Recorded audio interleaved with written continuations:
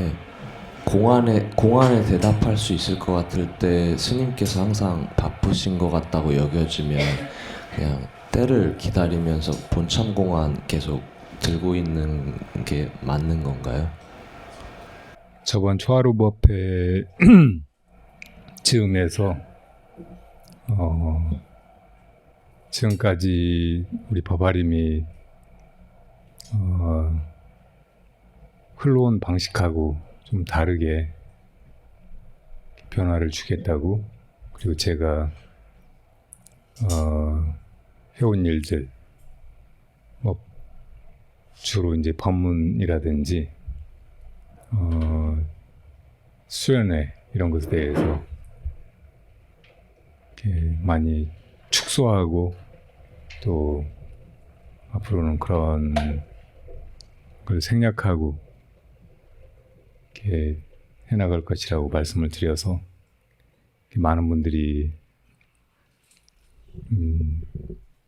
실망하거나 힘들어 하시거나 혹은 혼란스러워 하실 것 같아요. 지금 그래서 나온 질문인 것 같은데요.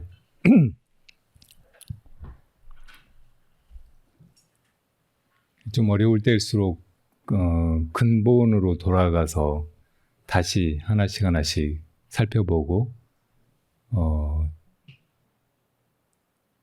그동안 걸어온 길을 되짚어보고 하는 것이 아주 중요한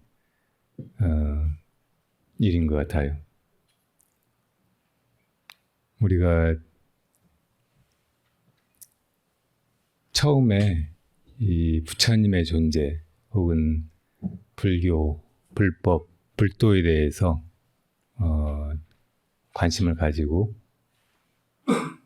알아보려고 하고, 또 그 길에 들어서서 수행해 나가서 깨달음을 이루는 것, 이것이 부처님의 이 세상에 오신 뜻, 그리고 가르쳐 주신 바라고 이렇게 알게 되잖아요.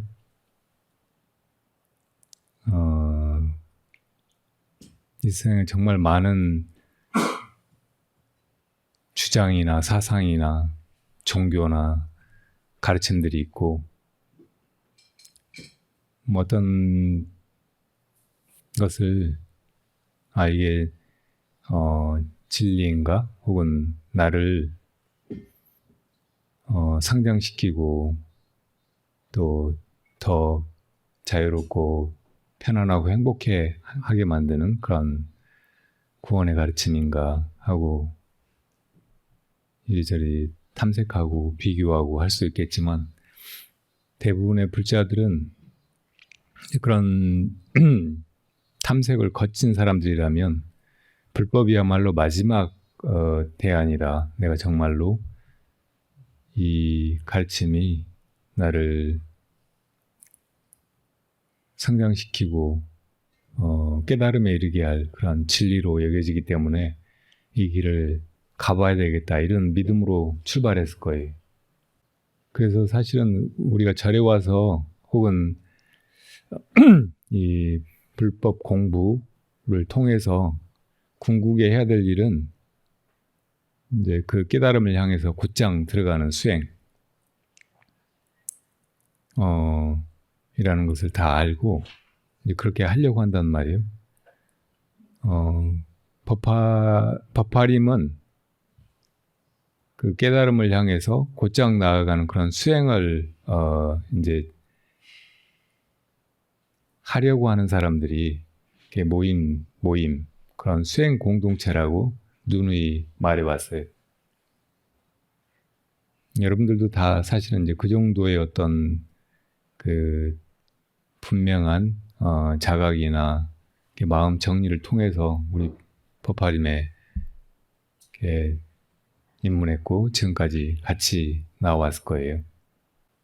저는 이제 그 길에서 여러분들이 실제로 그 수행을 잘 해나가고 효과적으로 그 수행을 해나가서 깨달음에 이르는 그런 길을 도우려고 수련회를 해왔고 또 독참을 해왔고 그 뭐 다른 사실은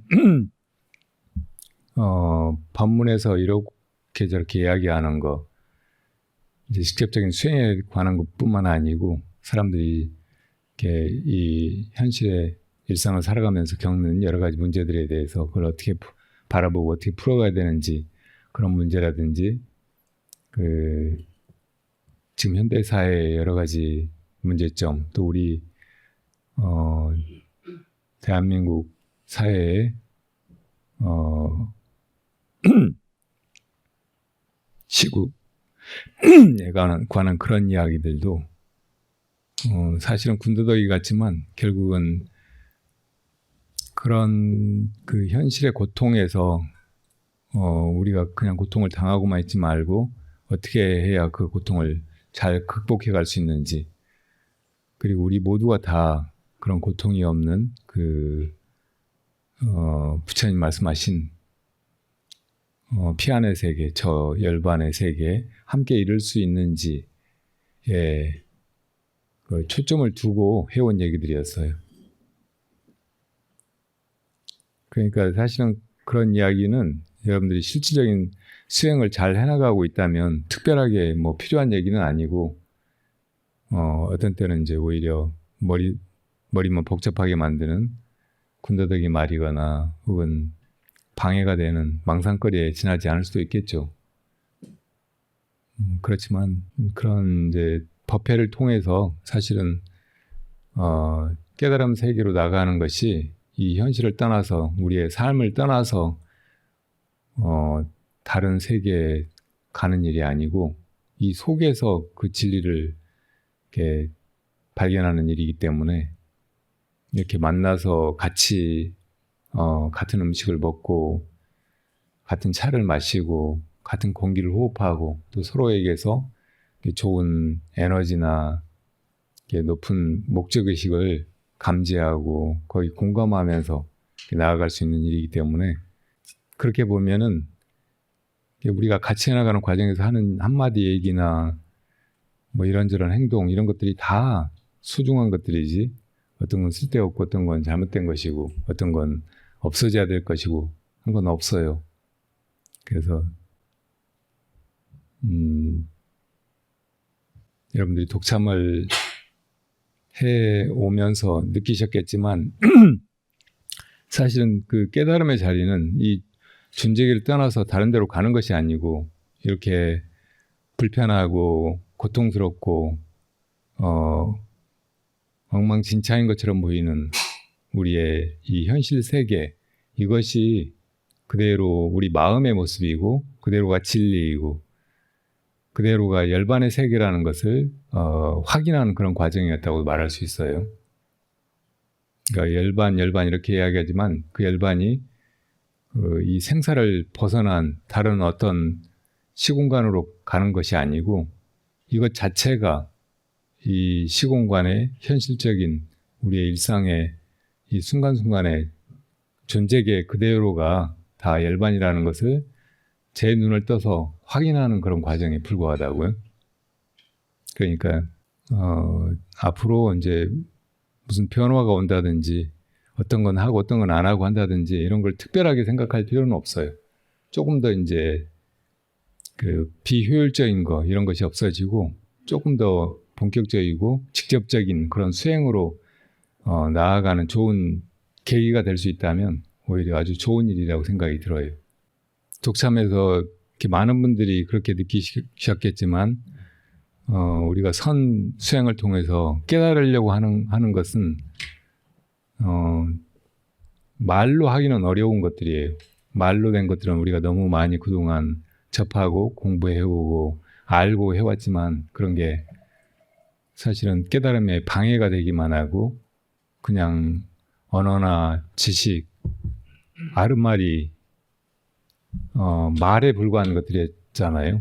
그래서 그걸 떠나서 이렇게 자기 안목이 열리는 그 깨달음에 들어가야 된다는 것이고 그리고 그 안목이 열리는 것을 통해서 보면 그동안 말로 나 아닌 것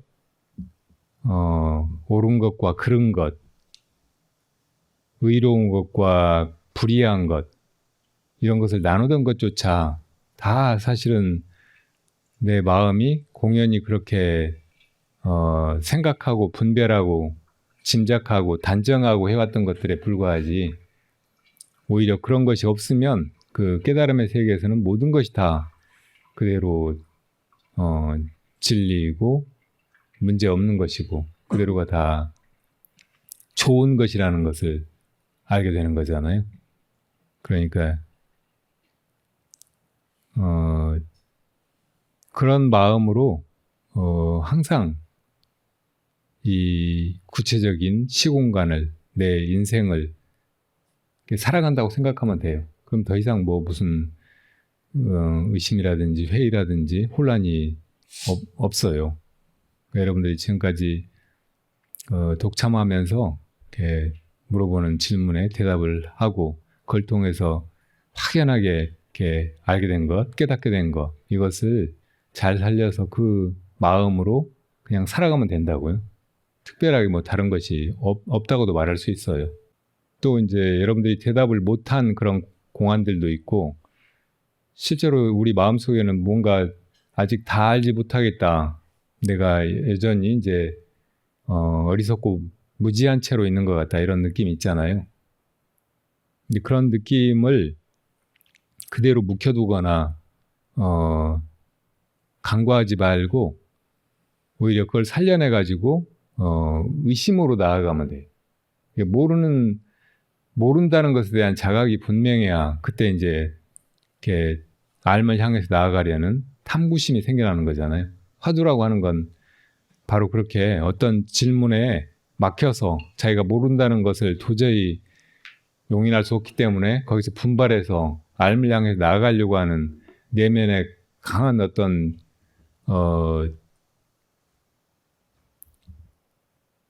지향이나 뭐 꿈틀거림이나 탐구심 같은 것이라고 말할 수 있거든요. 그러니까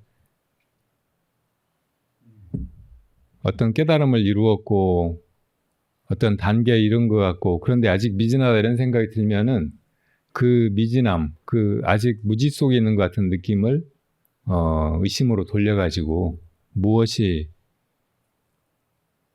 이런 무지함 속에 있는가, 무엇이 뭘 알려고 하는가, 무엇이 공안을 참고하고 있는가, 그런 화두로 돌이킬 수 있으면은 그것이 하나도 문제가 되지가 않고 오히려 이제 바른 수행, 그러니까 온갖 그 분별이나 알미나 망상을 떨치고 모든 것이 명료한 그런 깨달음의 세계로 곧장 나아가게 해주는 아주 충분한 힘이 된다는 말이에요. 구체적으로 이제 대답을 해드리자면, 제가 이제 여기 와서 수련회를 주관하고 독참을 다 해드리고 그렇게 하지 못해서 이미 이제 그동안 수행을 해오면서 어떤 단계까지 나온 사람들이 있어요. 제가 공표는 하지 않았지만 그런 분들이 차차 이제 초보적인 중간 단계까지의 어떤 사람들이 나아가면서 자기가 그 어떤 공안을 분명하게 본 것 같고 눈이 열린 것 같고 할 때 그걸 점검받도록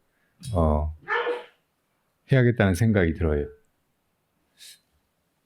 그리고 이제 제가 여러분들에게 독참 시간에 물어봤던 공안들을 대체적으로 다 정리해가지고 이러이런 공안들이 이렇게 법화림에서 이제 그 중요하고 이러이런 것들에 대해서 분명하게 이렇게 자기 안목을 열어가지고 거기에 이렇게 답할 수 있어야 된다. 그렇게 이제 그걸 이렇게 완전히 공개하지는 않더라도 그걸 이렇게 드러내야 될 것 같아요. 그래서 여러분들이 그거를 법화림에 들어와서 이제 수행자로 자기 정체성을 가지고 이렇게 해나갈 때는 그런 공안들을 보면서 이게 답이 뭘까 하고 이렇게 궁금증도 나고 또 그래서 이제 분명한 답인 것 같으면 이제 그걸 가서 쉽게 확인을 받을 수 있게 꼭 저를 통해서 독참을 하지 않더라도 그렇게 만들려고 합니다. 그리고 이제 그걸 확인해 주는 사람들은 아까 말했던 이미 이제 어떤 단계에 이르러서 그게 정말 바른 답인지 아닌지 확연하게 이제 판별해 줄 수 있는 그런 사람들을 드러내서 그런 분들을 통해서 해나가게 해야 될 것 같아요. 그래서 이제 어느 단계까지 공부가 이루어지고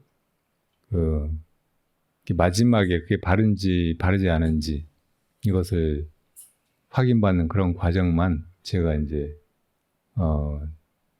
여기서든 아니면 다른 데서든 직접 만나서 확인을 받도록 그렇게 해나가야겠습니다. 중생계는 사람들이 다 자아라고 하는 이 무지를 안고서 다른 사람들하고 경쟁하면서 더 나은 존재가 되려고, 더 많이 가지려고, 더 큰 권력을 얻어서 더 높은 위치에 있으려고 이렇게 끝없이 경쟁하는 그런 정글과 같은 곳이잖아요. 그래서 그런 세상을 살아오다가 이 선문에 들어와 가지고 다 함께 부처님의 세계로, 깨달음의 세계로 나아가자고 하는 마당에서도 서로 경쟁하고 다른 사람이 더 앞서 나갔다고 느끼면은 그걸 시기하고 또 이제 그런 걸 문제 삼고 막 그렇게 할 소지가 얼마든지 있거든요. 역사 속에서도 그래왔고. 그래서 이걸 완전히 드러내고 하는 거는 항상 조금 위험하고 전체 이 흐름, 같이 하는 이 공동체 이거를 와해시킬 수도 있는 것 같아요. 그래서 여러분들이 5조 홍인대사가 6조 현행 스님을 인가에서 멀리 이제 피신시키듯이 보내고 막 하는 그런 과정 보면 대충 느낄 수 있잖아요. 그러니까 그런 일이 계속 역사 속에서도 이루어져 왔어요. 그러니까 그래서 제가 조금 고심하고 있는데 어떤 식으로 어떤 사람들을 드러내서 그 중간적인 그 공안 점검을 하게 하고 또 이제 사람들이 그런 믿음을 바탕으로 해서 수행을 계속 해가게 할지 주저되는 바가 많이 있긴 한데 어쨌든 이렇게 된 마당에 어느 정도는 우리 공동체 안에 분명히 다 들어와 있는 사람들이고 함께하는 사람들이다라고 느끼는 사람들끼리는 서로 믿음을 가지고 그렇게 해나갈 수 있도록 해야 되겠다고 생각하고 있습니다. 자, 이 정도로 말씀드리고 또 그 질문이 있으신 분들이 있다고 했거든요. 원령보살님, 네, 질문 지금 하실래요? 네. 오늘 일정이 그 한 10시 정도에 사시불공을 드리고 11시 정도에 오늘 무한문절 천도제를 봉양할 거예요. 12시까지 그러면 끝날 테고 12시 공양하고 혹시 필요하면은 오후에도 한 2시 정도에 여기서 차 마시면서 또 뭐 질의응답이라든지 남은 얘기를 할 수도 있고 어쨌든 제가 이 도량에 와서 같이 하는 날은 법문은 하지 않아도 여러분들이 궁금한 거라든지 혹은 뭘 어떻게 해야 될지 이렇게 모르는 상황에서는 이렇게 같이 이야기하고 하면서 이렇게 풀어가도록 할 것입니다. 부처님 이 처음에 성도하셨을 때 그때 마가 내려와서, 그러니까 성도하시기 전에도 마가 이제 부처님의 그 깨달음을 방해하려고 했잖아요. 부처님 깨달음을 이루시고 난 뒤에도 마가 내려와서 부처님을 그렇게 그 유혹을 하거나 방해를 한 적이 있어요. 세상의 중생들이 다 저 모양인데 부처님이 설법을 하시는 게 무슨 의미가 있겠습니까? 그냥 그대로 편안하게 열반에 드시라고 그런 거예요. 부처님이 그럴까도 생각을 하셨어요. 근데 그때 또 범천이 내려와서 부처님이 세상에 나시는 거는 정말 우담바라꽃이 피는 것처럼 드물고 드문 일인데 이대로 열반에 드시는 건 아무도 모른 채로 부처님의 존재도 부처님의 깨달음도 부처님의 가르침도 모른 채로 부처님이 이렇게 열반에 드시는 건 너무나 애석한 일이니까 법을 부디 설해 주십사 하고 3번이나 간청을 하죠. 그때 이제 부처님 마음을 돌이키셔가지고 이렇게 설법을 하시기로 마음 먹으셨단 말이에요. 네, 어서 오세요. 네. 그래서 부처님의 초전 법륜으로부터 8만 장교가 설해진 것이에요.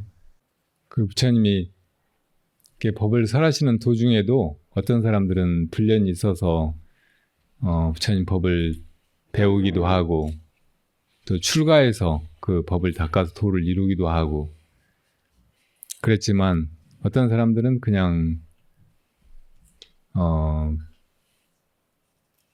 그런 부처님의 존재를 알고도 이렇게 관심을 가지거나 찾아뵈려고 하거나 와서 배우려고 하지도 않고 또 어떤 사람들은 심지어 비방하고 불법을 헐뜯고 교단을 와해시키려고 하고 뭐 그렇게 했죠. 그러니까 그런 속에서 이제 부처님의 법이 어떻게 설해지고 지금까지 전해져 오는 거죠. 불교 역사에도 수없이 많이 이 불법이 이런저런 고비를 맞으면서 이렇게 위축되고 핍박을 받고 또 이렇게 잊혀져 버리기도 하고 그랬는데 어쨌든 우리가 이렇게 지금 부처님의 법을 알고 부처님의 법의 핵심이 우리 마음의 깨달음에 있다는 것까지 이렇게 믿고 이 수행을 해나가고 있는데 이렇게까지 됐으면 사실은 뭐 이런저런 말이나 뭐 교설이나 사상적인 학문적인 뭐 그런 탐색 이런 건 필요 없어요. 그런데 그러지 못한 사람들한테는 뭔가 이렇게 말로 이야기해 줘야 되고 지적으로 납득할 수 있게 도와줘야 되고 그리고 다른 어떤 경로로든지 그 사람들이 이 불법에 대해서 이렇게 호의나 믿음을 가지게 해야 하고 그렇게 해야 이제 이끌어드릴 수 있으니까 그러니까 부처님의 깨달음이 불법의 정수이고 그게 사실은 모든 것이고 그걸 향해서 곧장 수행해 나가는 거 이것이 가장 중요한 것이라고 해도 지적으로 그걸 이제 배워가는 과정이라든지 그 이전에 이렇게 불법에 대해서 믿음이나 어떤 감동, 교감을 가지는 일 이것 또한 이제 대단히 중요한 일이기 때문에 후대에 이제 불법을 전하는 많은 사람들도 어떤 방식으로 이것을 할까 많이 고민을 했을 거예요. 어떤 이제 선사들은 세상을 등지고 한번 산속에 들어가서 깨달음을 이루고도 밖에 나오지 않고 그렇게 이제 정말 눈 밝은 사람들만 간절한 구도심을 가진 사람들만 와서 이제 알아보고 또 서로 인가하고 막 이렇게 하도록 했고 또 많은 사람들은 그래도 이제 그 소중한 것이 산속이나 어디 저 열반의 세계에만 있으면 안 되니까 몸소 저작거리에 뛰어들어가지고 같이 중생들하고 호흡하고 같이 해나가면서 그렇게 온 심신을 던져서 중생들을 교화하려고 했고 그랬죠. 근데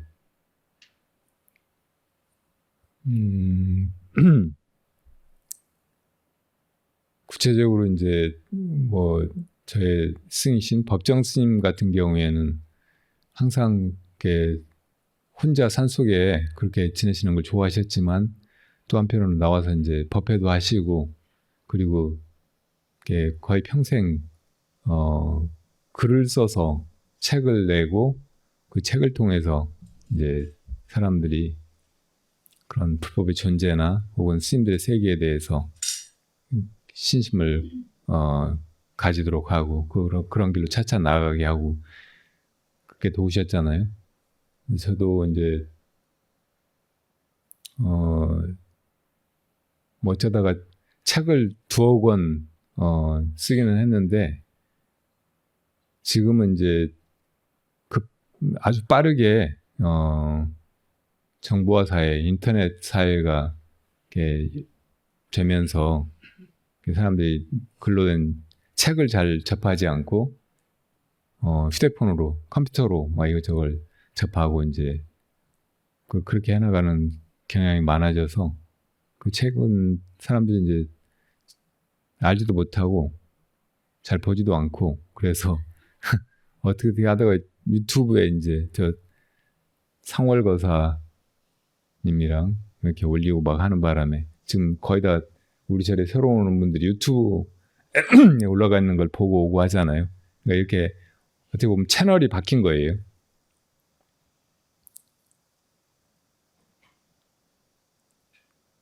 근데 말로 할 수 없는 것을 팔만대장경으로 이렇게 설하시는 것도 어려우셨겠지만 이렇게 언어 이전에 그 세계를 글로 책으로 이렇게 내서 그 세계로 이끄는 것도 정말 어려운 일이에요. 그리고 유튜브 같은 데서 이제 뭐 이런저런 걸 동영상으로 찍어가지고 이렇게 올린다고 해도 사람들이 그걸 통해서 교감학을 할 수 있는 거는 좀 한계가 있을 수밖에 없는 거예요. 그래서 이제 많은 사람들이 동영상 보다가 우리 절에 다시 찾아오고 이렇게 와서 여기서 이제 같이 밥도 먹고 차도 마시고 또 이 공기를 같이 호흡하고 하면서 이렇게 같이 배워나가고 있는 거죠. 이제 이런 그 채널은 계속 시대에 따라서 혹은 문명의 이기가 발전함에 따라서 달라지지 않을 수가 없어요. 가장 근본적인 건 우리가 함께 해간다는 것이고 함께 이루어져 간다는 것이고 그런 어떤 공감대만 있으면은 그런 방식 채널은 아주 다양하고 얼마든지 이제 다른 식으로 바뀌더라도 여전히 다 이제 유효하고 잘 갖다 쓸 수 있는 것 같아요. 지금 우리 법화림에 일어나고 있는 이 변화는 뭐 어떤 채널이 없어져 버리고 그래서 사람들이 단절되는 것이 아니라 오히려 더 이제 훨씬 더 구체적이고 더 많은 공감이 일어나는 그런 새로운 채널로 모두가 다 정말 이렇게 함께하는 느낌이 일체감이 더 분명해지는 그런 채널로 이렇게 들어간다고 생각해도 좋을 것 같아요. 그러니까 여러분들이 이렇게 와서 이제 차 마시고 이야기하고 어떤 때는 말 없이 같이 있고 뭐 이렇게 하는 거 이런 속에서 이렇게 마음으로 하나가 되어가고 그 일체감이 지금까지 세상에서 이렇게 온갖 망상 속에서 뭐 이런저런 계산 속에서 온갖 그 혼란스러운 정보나 이렇게 사람들의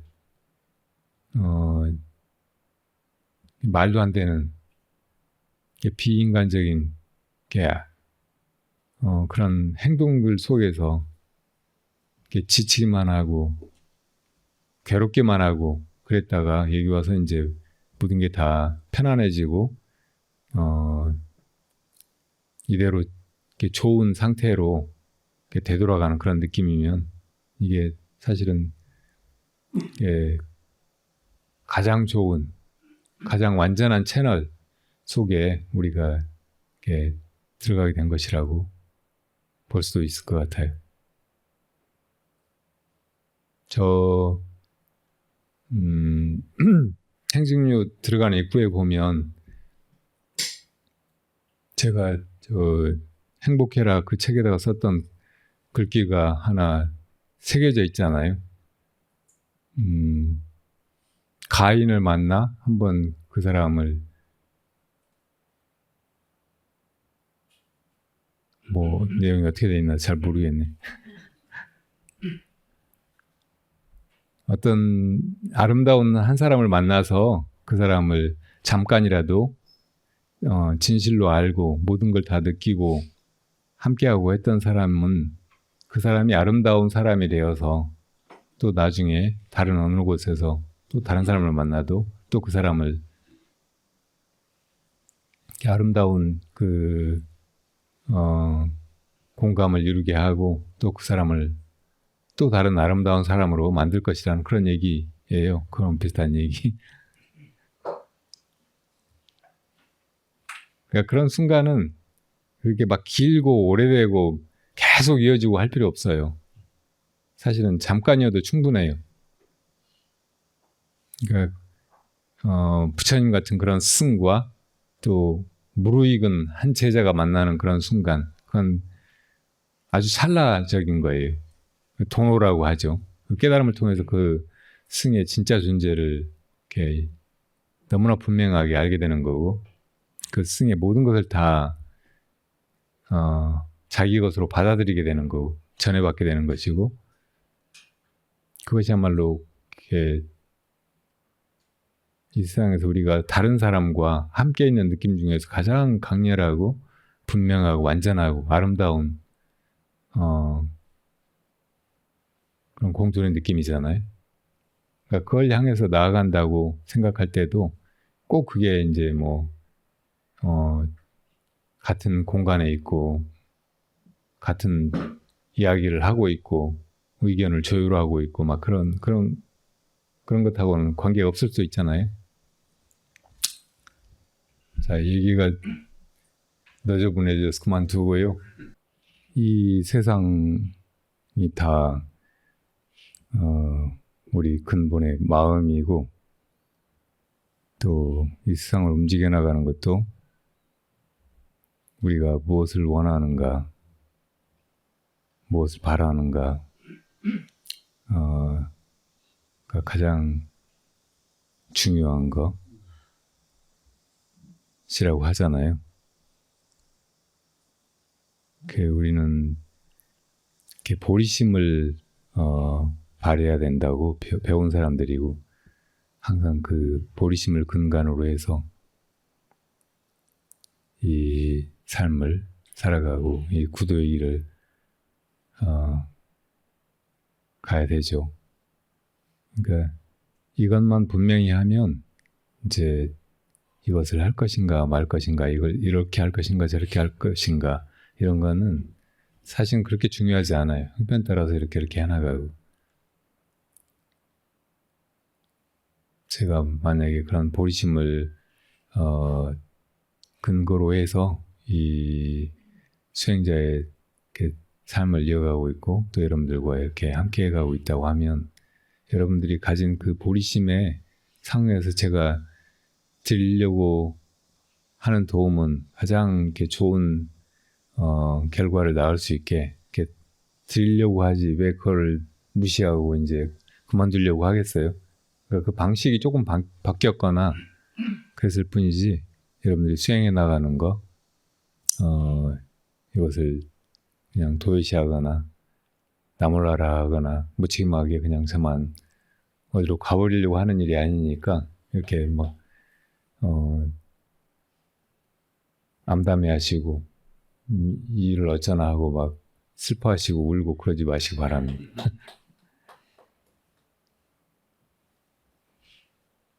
그리고 근본적으로 이 부처님의 최상승의 가르침은 그 수행의 방편, 화두 속에 모든 걸 다 막 나오고 있어요. 바른 길이나 혹은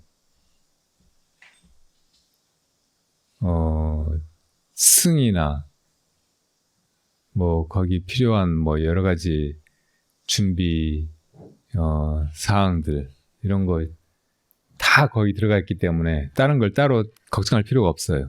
그러니까 화두를 들고 수행을 잘 해나가시면 그 속에서 저절로 길이 나타나고 필요하면 승이 나타나고 또 내가 정말 이 일을 마쳤는가 아직 아닌가 그거를 이렇게 판별할 수 있는 그런 기준이나 혹은 승의 안목도 그때그때 나타날 거예요. 전혀 걱정하지 마시기 바랍니다. 보살님과 같은 그런 순수한 믿음이나 구도심 이게 있으면 충분하고 거기에다 화두를 들고 이제 수행을 해나가기로 했고 그러니까 다른 문제에 대해서 이런가 저런가 이렇게 따로 마음을 내 가지고 생각하고 판단하고 하시려고 하지 않아도 돼요. 뭐 이런 게 장애가 돼요. 이런 생각이 들 때마다 그냥 화두의 의심으로 돌아가서 그 마음으로만 쭉 가면 저절로 길을 찾아내고 절대 잘못되지 않게 할 거예요. 그리고 결과를 제일 빨리 나에게 가져다 주고 내가 그걸 증득할 수 있게 해주고 그리고 우리 뭐 이런저런 문제가 있을 때 그런 문제를 생각으로 혹은 뭐 의견 교환이나 대화로 어떻게 해결하려고 하면 답을 못 찾고 그런 과정에서 더 막 머리만 아프고 에너지만 소진되고 그럴 수가 있어요. 그러니까 이럴 때 다 이제 화두로 돌아가 가지고 화두만 들고 있으면 사실은 이런 문제는 그냥 아무것도 아니게 그냥 지나가 버리고 오히려 훨씬 좋은 상태로 우리가 함께 진전했고 여기 이르렀다는 것을 이렇게 확인하게 돼요. 여러분들이 제 그 수행이라든지 깨달음이라든지 부처님 혹은 우리 자신의 마음 근본에 공유한 그 한 마음 이것에 대한 믿음 이것을 여러분들이 믿는다면은 지금 이 일이 뭐 잘못된 일이거나 뭐가 중단되는 일이 아니라는 것을 이렇게 금방 알 수 있을 거예요. 그러니까 이걸로 이렇게 문제 삼거나 막 생각을 하거나 뭐 대책을 막 논의하거나 하지 말자고요. 이렇게 가면 돼요. 좀만 가보자고. 이제 시작하려고 하고 있는 참이잖아요. 이 세상에 정말 많은 문제가 있지만 다 꿰놓고 보면 통틀어 보면 결국은 죽느냐 사느냐 하는 문제예요. 정말 중요하다고 생각하는 것이 있으면 죽기 살기로 그 문제에 뛰어들어 가지고 싸우고 해결하려고 하고 어떤 목표를 성취하려고 하고 우리가 그렇게 살고 있죠. 그러니까 이걸 생사 문제라고 해요. 사람들은 생사를 두고 그 속에서 이렇게 막 고군분투하고 있고 길을 쓰고 이렇게 살고 있죠. 근데 부처님은 이 생사가 다 고통임을 꿰뚫어 보시고 생사를 넘어서는 길을 찾아 나섰고 그리고 깨달음을 통해서 그걸 발견하신 분이잖아요. 그리고 그 내용을 조금만 더 들여다보면 이 생사라고 하는 것이 우리 마음속에 분별이었을 뿐이라는 거예요. 본래 존재하는 건 마음 그 자체고 그 마음이 뭐가 있다 없다, 내가 있다 없다, 살았다 죽었다 이렇게 분별하는 것에 지나지 않았단 말이에요. 이게 다 마음속의 생각, 착각에 지나지 않는다는 것이라고. 본래 마음은 언제나 그대로이고 이것에 무슨 문제가 있거나 이게 불편해지거나 없어지거나 할 일이 없는 것이에요.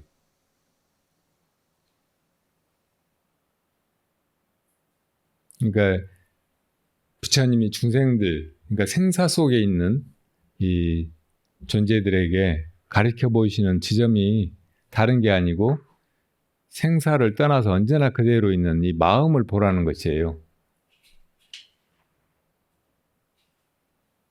우리의 생사는 반복되는 것이잖아요. 마음속에 생각이 끊임없이 일어나고 꺼지고 하듯이 이 자연계에서도 저 나무들도 봄에 싹이 텄다가 가을 되면 비쳐버리고 생명들이 다 태어났다가 또 죽게 되고 온통 이런 생사뿐이고 그 생사가 계속 반복되고 있는 것처럼 보이는데 그래서 이제 부처님께서 생사의 이 무의미한 반복, 고통스러운 반복에서 벗어나는 길로 가르치신 것 또한 이 생사가 사실은 실제하는 것이 아니고 이것이 있다, 저것이 있다, 이것이 없어진다, 이것이 죽는다 이렇게 분별하는 것에 지나지 않는다는 것을 통찰하도록 하신 거란 말이에요. 그러니까 부처님의 이 가르침은 우리가 다 생을 바라고 생이 근사하고 완벽하고 너무나 행복하고 막 그러기를 바라고 이렇게 생에 집착하고 있는데 이 집착으로부터 건지는 거예요. 그리고 또 돌아가신 분들도 살다가 너무 지쳐가지고 괴로워서 죽은 것이지만 죽어서 여전히 생에 집착하고 또 태어나기를 바라고 그러니까 다시 태어난다고 해도 그 죽음의 고통에서 그 막막함이나 공허감이나 이런 데서 완전히 벗어난 게 아니잖아요. 그러니까 그런 돌아가신 분들 또한 다 이 부처님의 열반의 세계에서 보면 구제해야 될 대상이라고. 그래서 이제 부처님의 가르침이 중생을 구제한다고 하는 건 살아있는 존재들이 이 생사에서 벗어나서 본래 마음으로 돌아가게 그렇게 이끄는 것이기도 하고 또 이미 죽어버렸지만 죽은 사람들도 그냥 어떻게든 다시 이 세상에 올라고 다시 태어나려고만 하고 할 게 아니고 그 죽음 자체도 없는 것이고 그래서 생사 없는 그 자리에 우리 마음만 역연하다는 것을 깨우치도록 하는 것을 부처님의 일로 삼는 거예요. 오늘 우람분자리 천도제는 그렇게 이제 우리하고 똑같이 이 세상을 살아계셨고 또 우리들에게 많은 은혜와 이렇게 감사함을 끼치신 분들이지만 내가 그 은혜를 갚으려고 해도 계시지도 않는 것 같고 그런 이제 우리 부모님이나 수많은 좋은 이웃들, 조상들 그리고 또 이제 그렇게 이제 좋은 인연은 아니었지만 이렇게 살아가면서 어떻든 인연이 있어서 이렇게 이런저런 일도 같이 겪고 하면서 서로 힘들게도 하고 그랬을지 모르지만 따지고 보면 다 그 역시 이렇게 괴롭게 살았던 사람들이고 어찌 보면 나 때문에 힘들었던 사람들이고 하니까 내가 그런 미안함으로 이제 생사에서 같이 벗어나자고 같이 본래 마음을 깨닫자고 이렇게 또 천도해 드리는 그런 날이에요. 또 그렇게 이제 인연이 나하고 분명하게 있어가지고 일상에 왔다 가신 분이 아니어도 확률적으로는 얼마든지 나의 부모가 될 수도 있었고 나와 가장 가까운 친한 사람이 될 수도 있었고 그런데 어떻든 뭐 다른 인연이 어떤 때는 부족해서 이렇게 모르고 살았지만 그 역시 다 힘들고 어려운 생을 이렇게 살면서 그 속에서 마음 아프고 또 다치고 이렇게 마음속에 한만 남아 있고 한 그런 사람들도 다 또 이제 이렇게 생사의 이 괴로움에서 벗어나서 열반으로 함께 나아가자고 천도하는 날이라고요. 그러니까 그런 마음으로 오늘 이렇게 천도제 모시는 거 이건 아주 의미 있는 일이고 좋은 일이라고 생각이 듭니다. 그 아직은 바로 들어가지는 못하고 최근에는 그 선문염송이라는 책에 나오는 고칙 그다음에 염송을 붓글씨로 좀 쓰고 있습니다.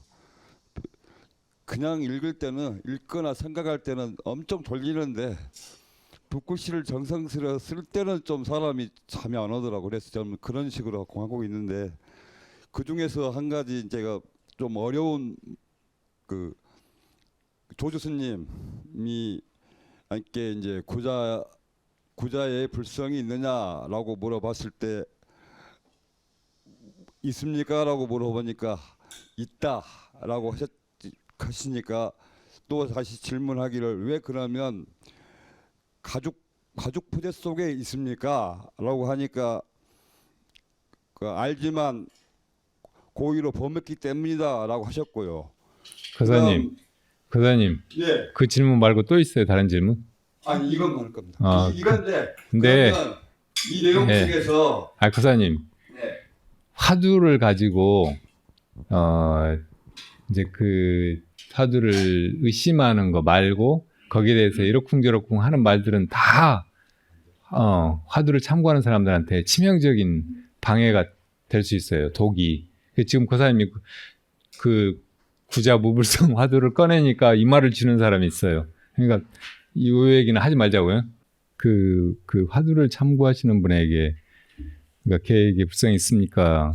없습니까? 하고 제자가 물었을 때 조스님이 없다. 무라고 하신 이 화두를 무자 화두라고 해요. 근데 그걸 참고하시는 분한테 도움이 되게 제가 조금만 덧붙이자면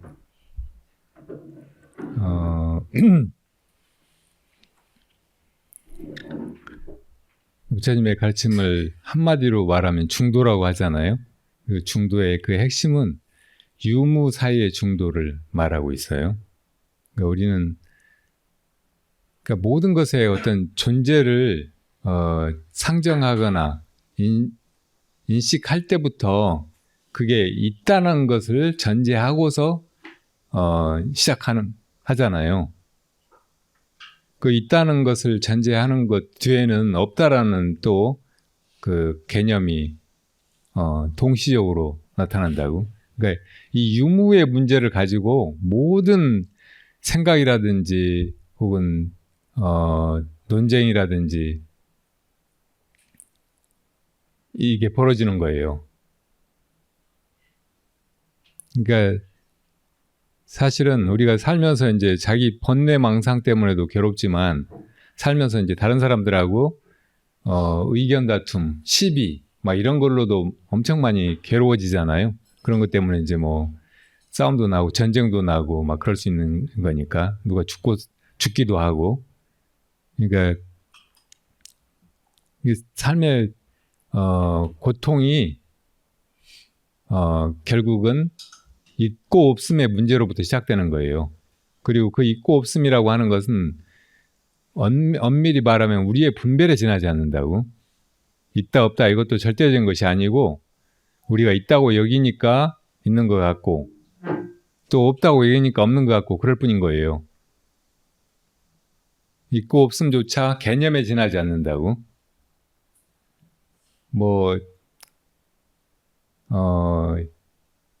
지금 이제 과학이 존재의 본질에 대해서 규명에 들어가다가 결국 이제 밝혀낸 것이 양자 충첩, 양자 얽힘 이런 거잖아요. 이게 정확하게 첫 번째는 유무 중도를 이야기하고 있다고. 그러니까 양자 중첩은 유무 중도를 이야기하고 있어요. 양자 얽힘은 무아를 이야기하고 있어요. 조금만 더 이제 자세히 얘기를 해보자면 우리가 이제 양자라고 하는 그 개념 자체가 그렇잖아요. 우리가 무엇이 이제 어떤 것의 그 본질인가 이걸 파고들다가 발견한 것이 원자라고 하는 개념이고, 그 원자는 뭔가 입자로 이렇게 있단 말이잖아요. 근데 그거를 더 이제 파고들어 보니까 그건 입자가 이제 깨져버린 거예요. 그리고 그 이제 전자라든지 광자라든지 뭐 이런 것을 양자라고 하는 거예요. 그 양자라는 말이 양할 때 양이잖아요. 그전에는 이제 원자들은 질적으로 다른 거예요. 수소 원자하고 뭐 헬륨 원자하고 질적으로 다른 거라고. 근데 양자로 보면, 양자 단위에서 보면은 이게 양적인 차이에 불과한 거예요. 수소는 안에 원자의 핵이 1이고 전자도 1이고 헬륨은 그게 2고, 이 양의 차이만 있을 뿐이지 수소나 헬륨이나 질적인 차이가 없는 거란 말이에요. 그러니까 그런 양자의 개념에서 볼 때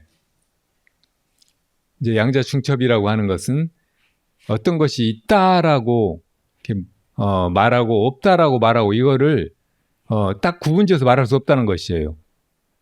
있는 것 같기도 하고 없는 것 같기도 하고, 볼 때는 있는 것 같은데 안 보면 없는 거라는 말이에요. 확률이나 가능성으로만 있는 거란 말이에요. 그러니까 이 양자 중첩 자체가 어떤 것이 절대적으로 이게 있다 없다 이렇게 말할 수가 없다는 것을 이미 밝혀내버린 거라고. 그리고 그게 우리 마음하고 관계된다는 거예요. 마음만 해도 보통은 이제 이 마음 아닌 거, 물질계, 대상세계 이런 것을 이제 마음에 반대되는 것으로 상정하는 거잖아요. 그리고 마음은 이제 이 물질 대상 세계를 관찰하는 자라고. 근데 이 양자 물리학은 양자 중첩에서 관찰하는 자 빼고 관찰하는 거와 관계없이 어떤 대상이 절대적으로 있을 수가 없다는 거예요. 있고 없고를 이 관찰자가 결정하고 있어요. 그러니까 어떤 것이 있기도 하고 없기도 하고, 어떤 때는 있다가 어떤 때는 없어지고 막 이렇게 하는 것을 결정하는 것은 관찰자란 말이에요. 마음이란 말이에요. 그러니까 마음이 어떻게 하는가에 따라서 어떤 게 있기도 하고 없기도 한 것이지 절대적으로 어떤 것이 있거나 없거나 할 수 없다는 것이라고. 그러니까 이게 정확하게 중도를 이야기하고 있는 것이라고. 유무 중도를 이야기하고 있는 거예요. 또 광자를 아무리 우주의 끝과 끝으로 이렇게 떨어뜨려 놔도 한쪽을 어떤 식으로 결정하면 다른 것도 그렇게 결정이 된다는 것이 양자 얽힘이잖아요. 그러니까 뭐 이렇게 동전이 한쪽이 이 빨간 면이고 한쪽이 파란 면인데 이 두 개의 양자가 이쪽을 빨간 면으로 하면 저쪽도 빨간 쪽으로 되도록 그렇게 이제 처음에 되어 있으면은 이걸 아무리 멀리 떨어뜨려 놔도 이쪽에 아무런 작용을 가지 않아도 이쪽을 파란 쪽으로 뒤집으면 이것도 파란색으로 돼버린다는 거예요. 이게 무아를 얘기하고 있는 게 뭐냐면 모든 게 다 이제 원자로 이루어졌다고 생각을 했는데 알고 보니까 이제 양자로 이루어져 있는 거잖아요. 그러니까 양자가 모든 존재의 그 가장 본질적인 단위란 말이에요. 그러니까 우리의 육신이라든지 뭐 뇌라든지 혹은 정신작용이라든지 이 모든 것의 본질이 양자라고 만약에 말한다면은 그 양자가 어떤 것도 따로 있지 않다는 거예요. 이건 나다, 저건 너다 이렇게 구분되어 있지 않다는 것이라고. 양자 단위는 벌써 이제 동물이나 식물이나 생물, 미생물 막 이런 것보다 훨씬 깊이 들어간 거잖아요. 그러니까 존재의 가장 근원의 단위에서 어떤 것도 다른 것과 관계없이 따로 독립적으로 있지 않다는 말이라고. 그러니까 이게 무아를 이야기하고 있는 거예요. 다 연기한다는 말이라고.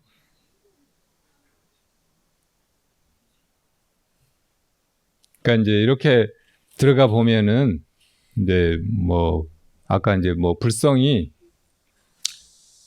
성불할 가능성이라고 제가 이제 어디선가 얘기를 했을 수 있는데, 성불할 가능성이라고 하는 건 뭐냐면 이 과일 속에 씨앗이 들어있듯이 그 씨앗이 나중에는 이제 또 과일 나무가 되고 또 다른 과일을 낳잖아요. 그런 것처럼 우리 안에 그 본성이 우리의 우리 존재의 그 근원에 있다가 그것이 이제 나중에 완전하게 드러나는 거예요. 그러니까 그 본성을 어떤 데는 불성이라고 말할 수 있는 것이라고요. 그 불성이 본성으로서 있다는 건 그냥 그것이 그냥 그 자리에 그대로 있는 것이 아니고 나중에 이 다른 이 바깥의 대상 세계 이런 것 법계를 만들어낼 수 있는 소지로 있다는 말이라고. 그러니까 이것이 이제 본성이기도 하고 부처가 될 수 있는 가능성이기도 하고 그런 거죠. 어떻게 보든 우리가 이제 근본적으로 이것 저것 나 너 막 이렇게 상정하는 것 그 자체가 절대적으로 독립적으로 있을 수가 없는 것이고 다 연결되어 있는 것이라고 보면 아무 말도 할 수가 없는 거예요. 그냥 말이 끊어져 버린 자리라고. 어떤 것도 이것저것부터 처음부터 상정을 할 수 없고 개념화할 수가 없는 것인데 거기 무슨 말이 필요하겠어요? 그리고 양자중첩에서처럼 어떤 것이 있다 없다 이것 자체를 근본적으로 말할 수 없는 것이라고 하면 고정시켜서 말할 수 없는 것이고 두 가지가 다 상대적인 것일 뿐이라고 한다면 이것 역시 어떻게 말로 이렇게 저렇게 할 수가 있겠냐고. 그러니까 불교 중도라고 하는 것은 그 말을 떠나는데 핵심이 있는 거예요. 말을 떠나가지고 그냥 있는 거 혹은 본래 자리에 그냥 돌아가는 거 이렇게도 말할 수 있다고요. 그러니까 그 자리로 돌아가게 하려고 사실은 이 무자 화두 쓰는 거예요. 그러니까 걔에게 불성이 있느냐 없느냐 이 질문을 꺼낸 사람은 기본적으로 이제 나, 너 그리고 있다 없다 이런 개념에 사로잡혀 있는 거잖아요. 그러니까 이렇게 이제 무지에 사로잡힌 채로 그 무지의 세계에서 진리를 찾고 있는 거예요. 꿈속에서 이것이 옳으냐 저것이 옳으냐 그렇게 이제 묻는 사람하고 똑같이. 그러니까 이런 사람한테 이게 옳다 저게 옳다 얘기 두 가지 다 해줘봐야 다 맞는 말도 아니고 아무 의미도 없어요. 야 임마 꿈깨 하고 때리는 것이 그 사람한테 정말 이제 필요한 일이고 진짜 답이죠. 그러니까 조지스는 그렇게 이제 여전히 분별 속에서 분별로 그 불성의 존재라든지 혹은 부처되는 일을 구하고 있는 게 사람의 그 어리석은 질문을 깨버렸다고도 말할 수 있죠. 근데 이렇게 이제 이해하고 보면 이것이 또 이제 무자 화두를 참고하는데 치명적인 제약이 될 수가 있어요. 병이 된다고. 그러니까 그런 걸 하지 말라는 것이에요. 그래서 무자 화두를 드는 사람은 어떻게 들어야 되느냐? 조스님이 어떻든 무라고 말은 했잖아요. 걔에게 불성이 있습니까 없습니까? 말로 물어봤는데 조스님도 그냥 아무 말도 안 해버리고 그 사람 그냥 방망이로 때리고 그렇게 쫓아버린 게 아니고 무라고 말을 했단 말이에요. 근데 우리가 하는 말에는 다 저번에 이제 무슨 수련회 시간에 얘기했듯이 우리가 하는 말에는 다 말은 기표고 그 밑 뒤에 거기에 함축하고 있는 의미가 있다고. 기의가 있어요. 그러니까 조주 스님이 무라고 말하는데 뜻이 있는 거예요. 근데 이 무라는 말은 기본적으로 있다 없다의 무가 아니에요. 개념적인 무가 아니라고. 개념적인 무로 얘기를 해놓고 나면은 금방 모순이 생기잖아요. 그 사람이 지금 말했듯이 뭐 다 불성이 부처님이 있다고 했는데 조주스님 무라고 한 거 이건 그냥 말이 안 되는 거잖아요. 근본적으로 처음부터 모순이잖아요. 그러니까 이거를 다 쳐내버리고 조주스님이 무라고 한 그 속의 뜻, 조주스님이 그 무 하는 말에다 담은 그 의미 기표 말고 기이가 있단 말이에요. 그러니까 이게 뭘까 그냥 그걸 의심하는 거예요. 분명히 그게 있을 거란 말이에요. 그냥 아무 뜻 없이 조주스님이 무라고 했다고 해도 어쨌든 조주스님한테는 뜻 없이 그렇게 무라고 한 그 마음이 있잖아요. 그래서 그것이 무엇일까? 그것을 이제 참고하는 것이라고. 이걸 무자 의지라고도 말해요.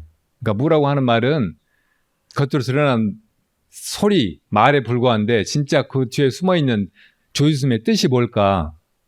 그거를 어느 정도로 확연하게 알아야 되느냐? 자기가 자기 마음을 알잖아요. 대부분 다. 이제 뭐 깊이 잠들었다든지 완전히 무기에 빠졌을 때 그 마음은 자기가 이제 몰라요. 모를 수 있어요. 그렇지만은 뭐라고 말할 때, 무라고 말할 때 그때 그 마음은 자기가 모를 수가 없거든요. 조예수님 분명히 그게 있어가지고 무라고 했잖아요. 그러니까 그거를 내가 내 마음 알듯이 확연하게 알아질 때까지 그걸 의심하는 거라고. 이해가 가요? 예. 그렇게 조예수님이 무라고 이렇게 말씀하신 그 뜻이 내가 너무나 이게 분명하게 내가 내 마음 알듯이 분명해질 때까지 그걸 의심하는 것. 이것이 이제 그 무자를 자기 화두로 분명하게 지니는 것이라고. 그렇게 해나가 보면 왜 이 화두를 참고라고 하는지, 왜 이 화두 수행이 깨달음의 길인지 그걸 스스로 너무나 명료하게 확인하게 돼요. 그러니까 그 길로 가봐야지 이거 가지고 지금 막 왜 그렇게 무라고 했느냐 이걸 말로 따지고 들고 개념으로 이제 불성이라든지 뭐 걔한테 불성이 없다고 한 말을 그 뜻을 파악하려고 하는 거 이런 건 진짜 주스님이 무라고 한 그 뜻에서 10만 8천리 멀어져 버리게 된다는 말이에요. 지금 거사님은 지금 그 천문염송 가지고 그걸 적고 막 그렇게 할 일이 아니에요. 이건 진짜 무슨 복권 가지고 로또 당첨될 복권인데 그거 가지고 불쏘시개로 이거 가지고 어떻게 불을 붙여볼까 하는 거하고 그런 같은 짓이라고. 의식에 관한 질문인데요. 저희가 이제 낮에는 의식이 있잖아요. 근데 잠잘 때도 꿈을 꾸니까 의식이 있어서 꿈을 꾸는 게 맞죠. 자고 일어나면 꿈이 기억나고. 네. 그거는 이제 의식이 잘 때도 있었던 거잖아요. 네. 아닌가요? 잘 네. 몰라서 그러면 그렇다고 치고 네. 그러면 이제 자고 일어났는데 꿈이 하나도 생각이 안 나고 나는 꿈을 안 꿨어라고 얘기할 때는 꿈이 기억이 안 나는 건지 의식은 있었는데 단지 꿈이 기억이 안 나는 건지. 그래서 제 질문은 잠잘 때 의식이 꿈을 안 꾸더라도 의식이 있느냐 없느냐. 그러니까 꿈이 기억이 안 났을 때 단지 근데 꿈은 원래 꿨는데 기억을 못하는 것이냐. 그런 네. 질문이에요. 네. 유식에서 이제 우리가 가지고 있는 식 이것을 8단계로 구분했잖아요. 1식부터 8식까지로 나눴어요. 근데 1식은 안식이에요. 우리가 뭘 보고서 이제 어떤 것의 존재를 감지하는 거. 두 번째는 이식, 세 번째는 비식, 코로 냄새 맡는 거, 세 번째는 혀로 맛보는 거, 설식, 다섯 번째는 신식, 몸으로 어떤 느낌을 감지하는 거, 그리고 여섯 번째는 의식이라고 해요. 의식. 우리가 말하는 이 의식보다는 조금 더 이제 부분적인 것인데 어떤 것을 보고 이제 개념화하거나 분별하는 거, 이것이다 저것이다라고 이제 그렇게 인지하는 거, 이것을 이제 의식이라고 해요. 그리고 7번째 식은 우리가 보통 자의식이라고 말하는 그 의식이에요. 나라고 하는 그 의식, 이 삶의 주체이거나 또 행동이나 혹은 생각의 주체라고 여겨지는 그 의식. 그리고 이제 8번째 식은 아류아식이라고 하는데 드러나지 않아요, 보통. 근데 이것을 다른 말로 함정식이라고도 말해요. 이게 기억하는 식이에요. 이게 벌어진 일 혹은 자기가 이제 보고 듣고 이렇게 경험했던 그것을 기억하는 식이란 말이에요.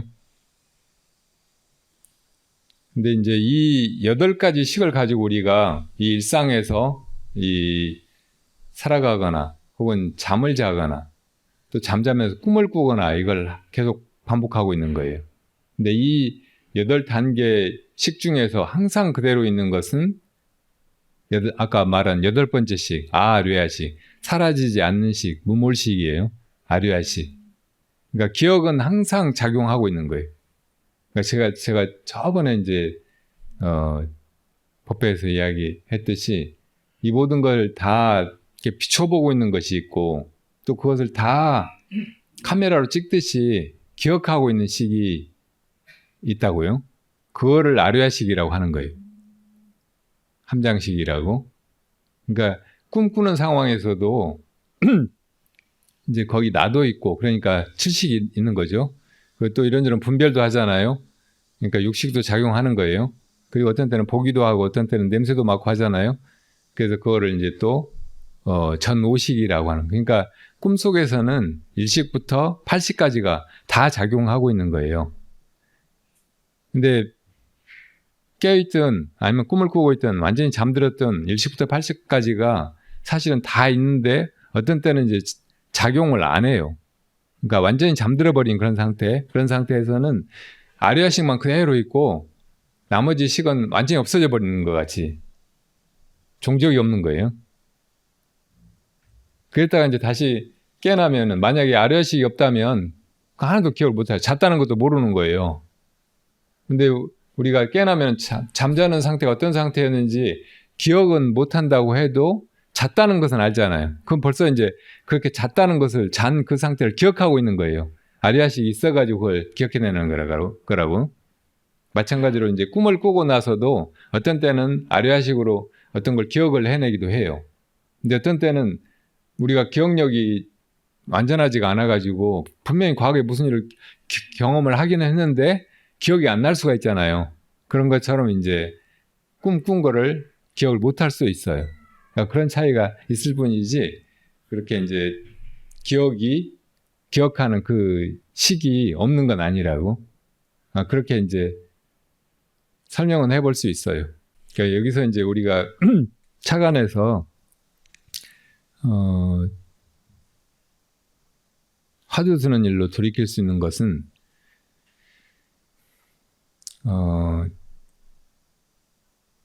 이 세상 모든 거 보이고 들리고 하는 아니비설신이의 대상이 된 거, 그러니까 색성향 위촉법 이런 건 다 무상한 것이잖아요.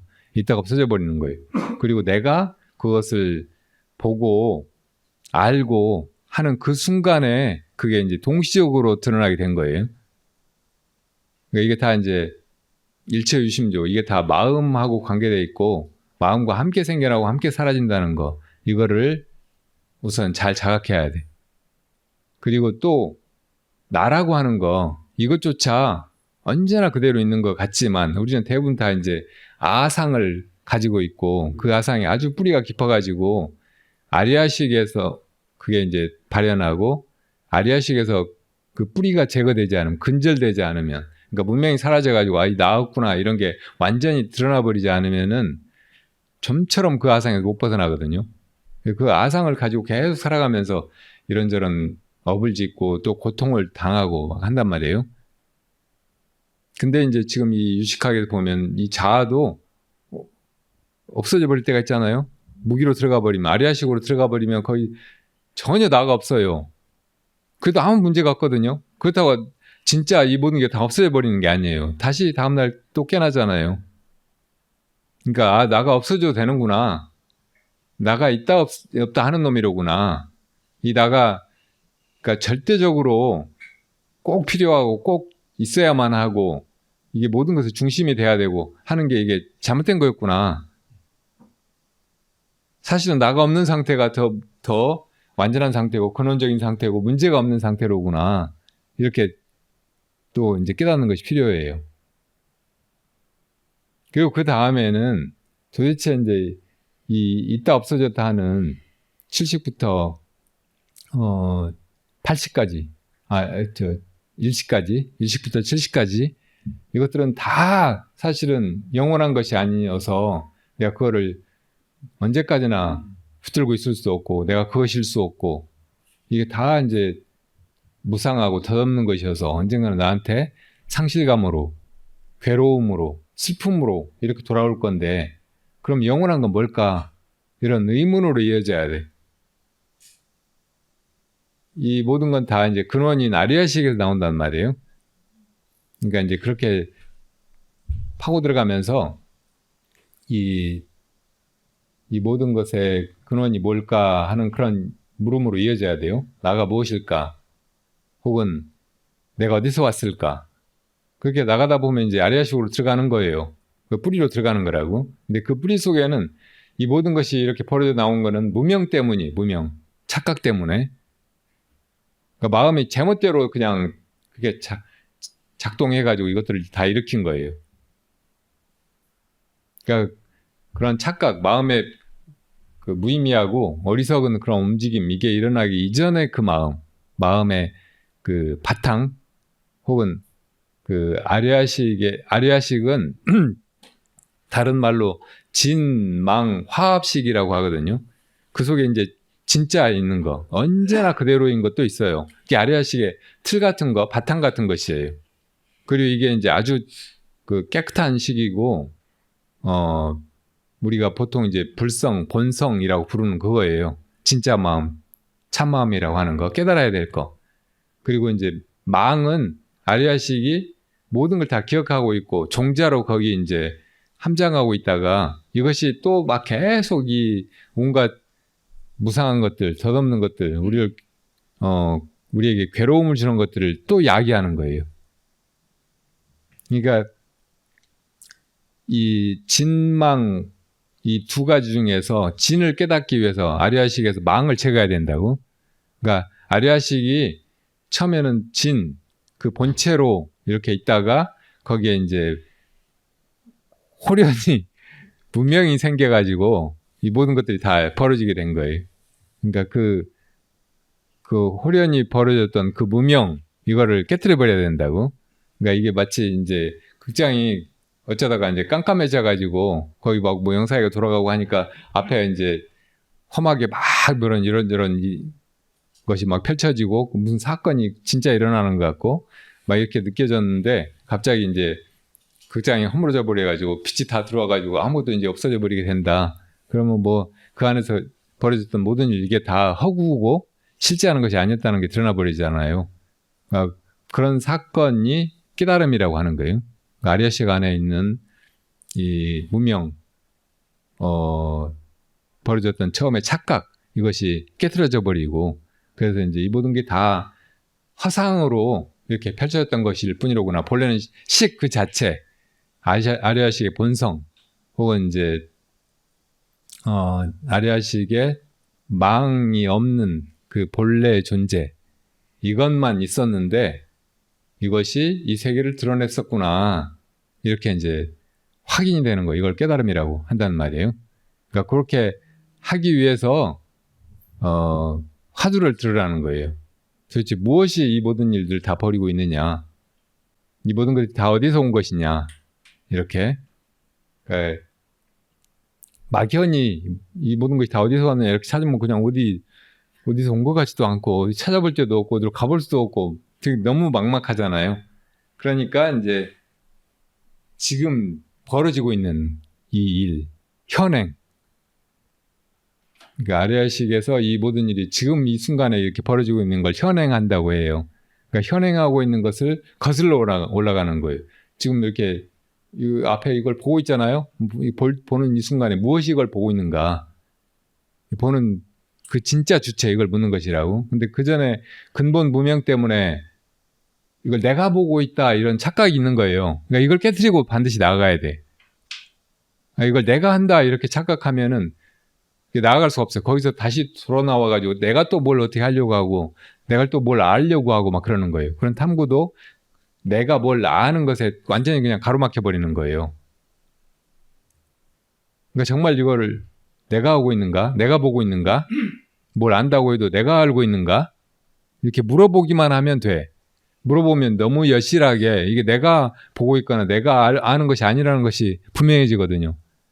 근데 그런 이제 나라고 하는 이 무명을 안고 우리가 너무 오랜 세월 동안 살아와가지고 좀처럼 그걸 떨치기가 힘들어. 그러니까 바로 그냥 그 물음으로 들어가 버리는 것만이 그런 이제 착각을 떨치고 계속 그 무명에 사로잡힌 채로 나라는 놈이 나서가지고 뭘 알라고 하고 지금 저 김성환 의사님 같이 막 뭘 따지고 들고 막 이렇게 질문하고 저렇게 질문하고 뭘 알라고만 하고 막 이렇게 하는 건 계속 그 무명에 놀아나는 일인 거예요. 자기의 속는 일이라고.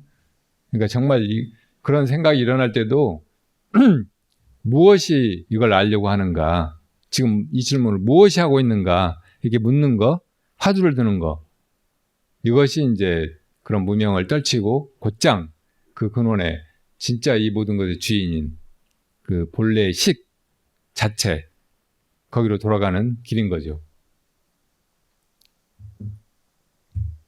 이게 지금 질문하신 분도 뭘 이제 지금 알아보려고 질문한 거잖아요. 그건 좋아요. 그런데 이것이 아는 것 자체도 내 의식이 뭘 분별한 것에 지나지 않는 거예요. 어떤 이제 뭘 이해했다고 해도 어떤 내용이 있잖아요. 그거를 내가 이제 아 이렇구나 하고 이제 그거를 그냥 인지하고 수긍하고 받아들이고 그렇다고 이제 그냥 어떤 때는 단정적으로 집착하고 막 그러는 것에 불과하거든요. 그러니까 이것을 무엇이 하고 있는가 이렇게 물으면 돼. 그럴 때도 무엇이 이걸 알고 있는가, 진짜로 내가 알고 있는가 이렇게 묻기만 하면은 내가 알고 있는 것이 아니라는 것이 뚜렷해지고, 그러면 뭐가 알고 있지 하는 이 의문은 더 이제 강렬해지고 진실해지고, 그러면서 이제 밖에 뭐 이것저것 알고 하던 거, 보고 듣고 하던 거 이런 걸 다 떨쳐버리고 그 근원의 마음으로 그냥 곧장 들어가게 되는 거예요. 그러니까 뭘 알아보려고 하는 태도는 아주 중요해요. 근데 그게 이제 구도심이 되려면 바깥에서 뭘 이것저것 분별해가지고 아는, 지금까지처럼 계속 뭘 배워서 속에 저장하고 막 이해하고 하는 그런 과정이면 안 되고, 그 아는 주체, 이걸 묻는 질문이어야 돼. 내가 그걸 분별하고 뭘 안다 이렇게 생각하는 걸 던져버리고 진짜 이걸 뭐가 하고 있는가 이렇게 물으면서 암 이전으로 돌아가 버려야 된다고. 뭐 이게 뭐 아는 것이 아니고 거기로 돌아가는 거, 그것이 되는 것이어서 이것을 깨달음이라고 하고 성불이라고 하는 것이, 불성 그 자체가 돼버리는 거예요. 또 하나의 알을 구하는 질문이 될 것 같은데요. 그 법문 듣다가 그 부처님께서 그 고행을 하시다가 어릴 적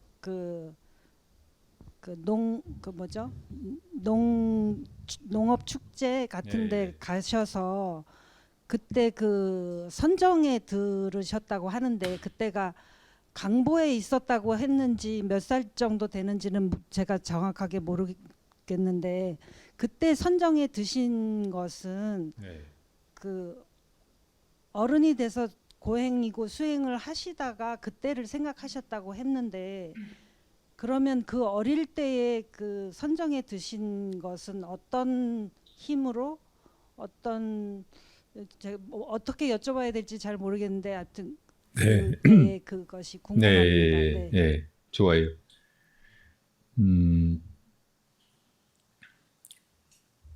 부처님이 어떻게 깨달음을 이루시게 됐는가, 이것도 이제 저 남방불교 같은 데서는 다른 식으로 이야기를 하기도 하는데, 부처님 일대기를 찬찬히 살펴보면은 화두를 들고 수행하시다가 깨달으신 거예요. 부처님에게는 화두가 살아있는 이 모든 중생들이 다 어디서 오는가, 그 죽으면 어디로 가는가, 이 의문이었던 거예요. 이걸 한자로는 생종하철의 사향하처거라고 해요. 태어난 것은 어디로부터조차 오는 것이며 죽는 것은 어디를 향해서 가는 것인가. 그러니까 우리가 다 어디서 오고 없어진다면 어디로 가는 것인가. 이게 부처님에게는 깨달음 직전까지 가졌던 의문, 화두였다고요. 처음에 그 질문이 떠올랐던 건 말씀하신 대로 어린 시절에 카필라국에서 봄철이면 농사를 시작하는 날을 잡아가지고 농경제를 베풀었는데 그때 이제 왕실에 사람들이 다 가서 참관을 하는데 쟁기 끝에서 벌레가 한 마리 땅속에 있다가 튀어나왔어요. 그걸 어떤 새가 내려앉아가지고 쪼아먹고 날아가 버렸다고. 그 순간에 부처님이 너무나 큰 충격을 받으신 거예요. 궁궐에서는 전혀 못 봤던 풍경인데 뭔가 분명히 저 깜깜한 땅 속에서 온 땅에 살아있다가 나와서 꿈틀거리고 있었어요. 근데 삽시간에 그게 없어져 버렸잖아요. 죽어버렸잖아요. 새가 hul거해가지고 그냥 사라져버린 거예요. 이 세상에서. 어리석은 사람들은 뭐 저 벌레니까 나하고 관계없으니까 이렇게 생각할지 모르지만 대부분의 구도자들은 다 자기가 죽을 뻔하다가 이 죽음이란 뭘까? 이거 죽음을 피할 수 없는 것인가? 이런 이제 그 의문을 갖게 되지만 뛰어난 사람들은 다른 사람들이 혹은 다른 존재가 죽는 걸 보고서도 거기서도 이걸 내 일로 느낄 수 있는 거예요. 부처님이 나도 마찬가지 아닌가 이렇게 살아있지만 정말 저 벌레한테 새처럼 그렇게 큰 어마어마하게 큰 어떤 놈이 와가지고 날 한 입에 집어 삼켜버리면 난 순식간에 없어져 버리는 거잖아요. 그럼 이 삶이라고 하는 게 너무나 덧없는 것이잖아요.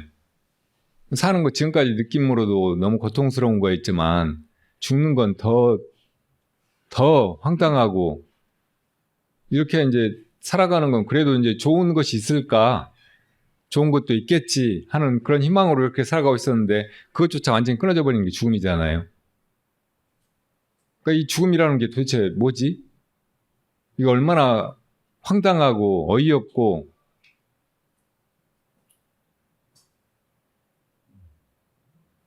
받아들이기 어려운 것인가 그런 생각을 하고 그럼 죽으면 정말 없어져 버리는 건가? 안 없어지는 무엇인가가 진짜 나가 있는 것인가? 그리고 죽는다는 건 다 태어났기 때문에 벌어진 것이잖아요. 누구나 다 그런 건 금방 직관하잖아요. 태어난 모든 것은 다 죽는다는 것을 다 안다고. 그러니까 태어난 것이 죽음의 원인이라면 그럼 태어남은 원인이 뭘까? 왜 태어났을까? 만약에 죽음도 태어남도 삶도 다 괴로움이라면은 아마 이 괴로움이 없는 어떤 세계, 어떤 자리가 있다면 그거는 태어남 이전이 아닐까. 참 내가 그러면 어디서 왔을까? 내가 지금 이렇게 태어나서 살아가고 있는 것 같은데 내가 어디서 왔을까? 우린 다 그냥 엄마 뱃속에서 생겨났다고 없다가 생겨났다고 생각하잖아요. 근데 그 전에 진짜 내 존재가 뭘까? 이걸 부처님은 의심하기 시작한 거예요. 그래가지고 그 의문에 사로잡혀가지고 혼자 나무 밑에 가가지고 골똘하게 앉아있다가 그러다가 이제 선정에 들어가 버렸던 거예요. 완전히 다른 마음 상태. 그러니까 이제 어떤 우리 마음 속에서 아까 말한 그 보고 듣고 분별하고 하는 아니비설신의 작용 이것이 계속 이 일상 속에서 일어나고 있잖아요. 꿈속에서 그게 일어나고. 근데 그렇게 이제 일어나고 하는 과정에 일관되게 있는 것이 나예요, 나. 근데 그런 이제 어떤 그 보고 듣고 하는 그런 작용뿐만 아니고 나가 이게 있다가 없어져 버리잖아요. 근데 내가 있기 전에 그런 상태가 분명히 있는 것 같잖아요, 또. 나 없는 그런 상태. 그러니까 그거를 부처님이 의심하기 시작한 거예요. 그게 뭐 이렇게 이제 복잡하게 설명하지 않아도 누구나 다 사실은 내가 어디서 왔을까 이런 의문이 일어날 때가 있잖아요. 내가 왜 여기 있을까 지금 이렇게. 지금 있는 건 어디서 와서 이렇게 있는 것 같은데 그럼 어디서 왔을까? 그거를 뭐 다른 사람한테 물어보기 전에 내가 알아야 될 텐데 왜 내가 이걸 모를까? 그 부처님이 이제 그렇게 계속 묻고 하다가 이제 그 물음과 하나가 돼버린 거예요. 그러니까 그런 순간에 물음뿐이고 보고 듣고 하는 거 이런 거 생각 이런 거 다 끊어져 버린 거예요. 답이 없으니까 그 물음이 끝나질 않죠. 그러니까 물음만 쭉 이어져 가는 그런 상태에 들어간 거 이것이 선정이었다고. 근데 이제 그때 농경제가 끝나가지고 부처님이 집으로 돌아와서 궁궐로 돌아와가지고 그때부터 계속 이제 그런 고민만 하고 있으니까 부왕이 뭐 얘가 결혼 안 해서 그런가 보다 하고 이제 예쁜 여자를 찾아가지고 야수다라비와 결혼도 하게 해주고 그래도 계속 그런 고민만 하니까 아주 좋은 궁전을 따로 봄, 여름, 가을, 겨울로 지낼 수 있게 지어서 그렇게 지내게 해주고 맨날 즐거운 것들만 누리고 그렇게 지내게 해주고 막 그렇게 해도 애가 그런 고민에 벗어나질 않고 왕이 를 생각 안 하고 그러니까 이제 나중에는 사문유관을 시키잖아요. 깨끗하게 이제 한쪽 문 밖으로 나가서 이렇게 좋은 구경을 하고 돌아오고 기분을 풀어주게 하려고. 근데 그렇게 나가서 이제 생로병사를 보잖아요. 그리고 사문의 길을 알게 되고. 그래서 이제 출가를 해버렸다고. 출가해가지고는 이제 그때 당대 인도에서 제일 뛰어난 선인들, 수행자들, 어떤 경지에 이르렀다고 하는 사람들 찾아가가지고 부처님이 이제 하라는 대로 수행을 해보고 그런 경지에 금방 이루고 스승한테 인정을 받고 그랬는데 부처님이 그 답을 얻을 수가 없었던 거예요. 그러니까 그 수행자들이 말하는 그런 선정 상태에 들어가 봤는데 내가 어디서 왔는가 여기에 대한 답은 안 나타나는 거예요. 그러니까 이게 열반이 아니다. 열반이라고 하는 건 생사 이전, 생사가 없는 상태. 그래서 이제 마지막에는 고행을 해보죠. 고행. 고행자들은 처음에는 이제 부처님이 스승 찾아가는 길에 겐지스 강가에서 막 온몸에 재를 바르고 막 뭐 먼지를 뒤집어 쓰고 씻지도 않고 막 머리고 손톱이고 다 막 기르고 그리고 어떤 사람들은 막 그냥 햇빛에 하루 종일 서 있거나 어떤 사람은 손을 그냥 하루 종일 들고 서 있거나 한 발로 서 있거나 막 그렇게 이제 먹지도 않고 고행하는 그런 사람들을 보고 왜 그렇게 고행을 하느냐고 그랬더니 그 고행자들이 이 세상의 괴로움은 다 즐거움을 추구하는 데서 온다. 그러니까 큰 즐거움, 영원한 즐거움을 얻으려고 하면 반대로 괴로움을 불사해야 된다. 괴로움을 감수하고 괴로움을 자기가 일부러 자초해가지고라도 그런 걸 겪어내야 그 다음에 이제 큰 즐거움을 영원한 즐거움을 얻게 된다고. 그러니까 부처님이 웃었어요. 저 어리석은 사람들. 그 큰 즐거움, 영원한 즐거움을 얻겠다고 저 괴로움을 자초하는 거 이건 괴로움 아닌가. 그 만약에 그 다음에 즐거움을 얻어가지고 그게 영원한 즐거움이라고 해도 그때부터 영원히 이어지는 즐거움이라고 해도 그거는 열반의 즐거움이라고 하면 영원한 즐거움, 과거, 현재, 미래를 꿰뚫는 즐거움. 그래야 되는데 그때부터의 즐거움은 그 전의 즐거움하고는 아무 관계 없는 거잖아요. 그전에는 괴롭다가 그 다음에 즐거움, 이건 반쪽의 즐거움이지. 그러니까 그 고행주의자들이 얘기했던 즐거움은 천상락 같은 것이에요. 천상의 즐거움은 이 세상에서 괴롭게 살고 괴로움을 감수하고 막 그렇게 살다 보면 정말 실컷 막 극기훈련 같은 데 동참하고 고생하고 그다음에 그 고생 끝나면 너무나 홀가분하고 좋잖아요. 그러니까 그런 즐거움인 거예요.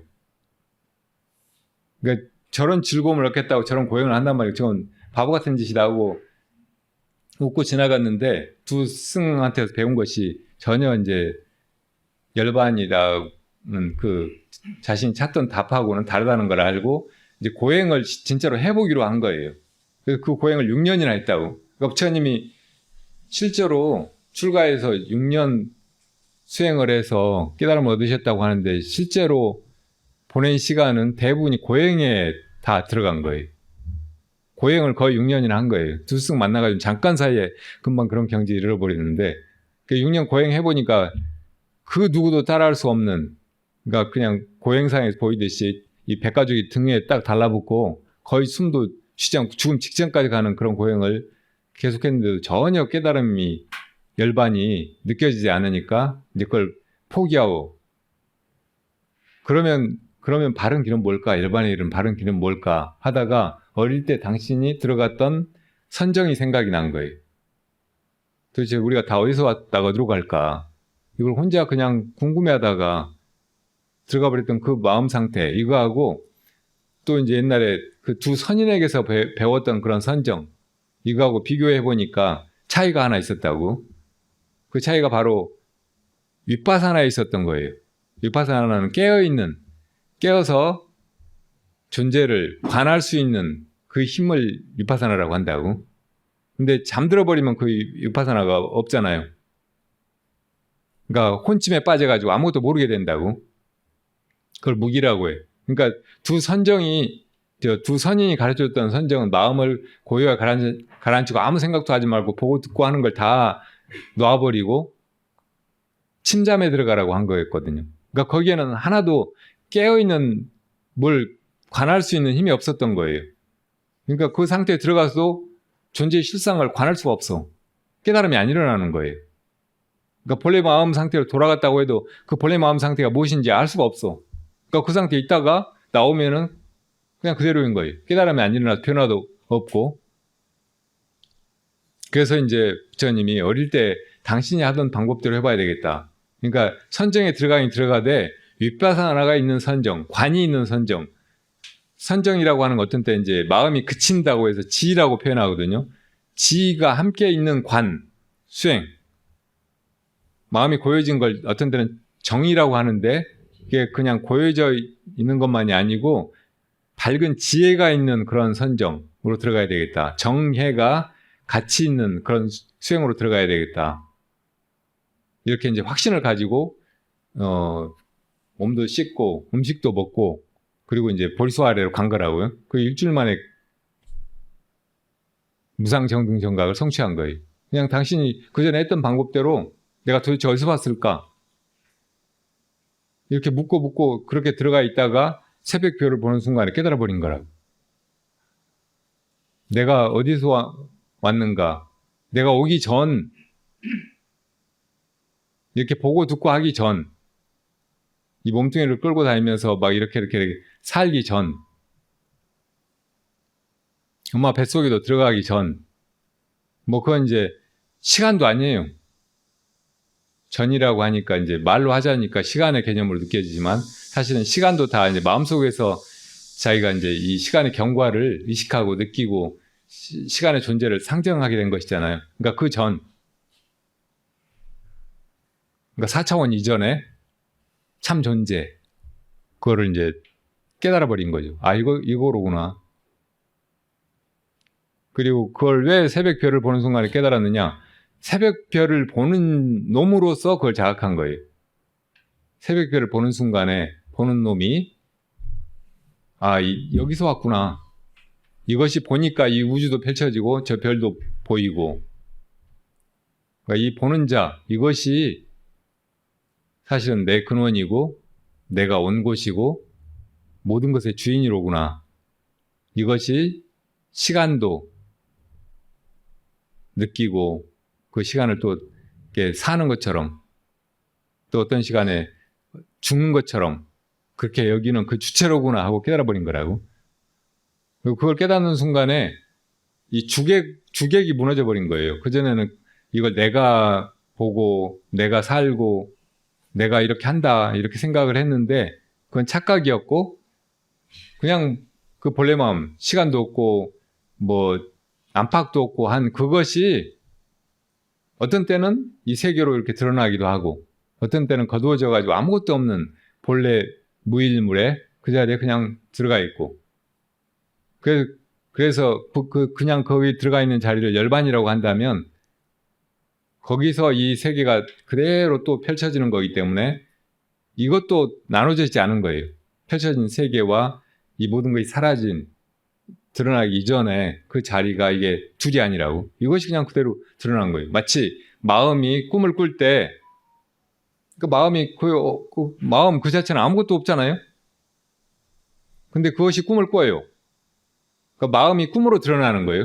그러니까 꿈속의 시간이라든지 뭐 공간이라든지 벌어지는 사건이라든지 그 존재 모든 것 이것이 다 사실은 꿈꾸는 그 마음이잖아요. 꿈꾸는 마음이 그렇게 드러났을 뿐이라고. 근데 그렇게 꿈을 꾸다가 그 꿈을 꾸는 자를 깨달아야지 꿈도 없는 그런 상태에서는 깨달음이 안 일어나는 거예요. 그러니까 모든 과거의 깨달은 존재들이 뭘 보다가 듣다가 이렇게 깨닫는 거지 그냥 선종이 들어가서 아무것도 없는 볼렘무비를 자리에서 아 이거로구나 하고 깨닫는 사람은 아무도 없는 거예요.